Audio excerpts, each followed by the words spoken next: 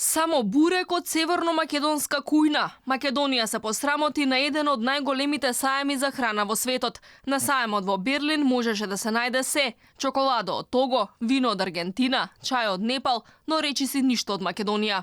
На штандот имало единствено бурек без јогурт од една компанија. Наши граѓани кои го посетиле саемот на социјалните мрежи пишуваат дека на нашиот штанд посетителите можеле да видат празни столици, празни витрини, а посетителите не можеле дури ниту бурекот да го пробаат. Не само што земјава била лошо представена, туку и производите се рекламирале како дел од северно-македонската кујна и покрај тоа што согласно Преспанскиот договор државава не е обврзана да го стори тоа. За Министерството за земјоделство нашата кујна е северно-македонска. Ни име, ни датум, ни ајвар, ни вино. Убедливо најлошиот и најсиромашен и најмизерен штанд на цел саем. Ни еден денар кој што го фрливме во субвенции за земјоделците не ќе роди предприемач.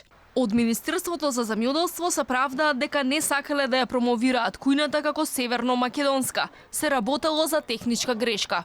Банерот е предлог на компанијата Кадино, која што дизајнот го има препратено до организаторот на саемот. Станува збор за техничка грешка направена при превод и за која што е реагирано од Министерството и која во моментов е поправена. Веднаш по реакцијата на Министерството до организаторот е направен нов рекламен банер, кој ќе биде поставен на штандот до крајот на работниот ден. На прашањето зошто само една компанија се представила на саемот, од Министерството велат дека секоја држава се представувала со традиционални производи, па затоа во фокусот бил бурекот и мелница Кадино.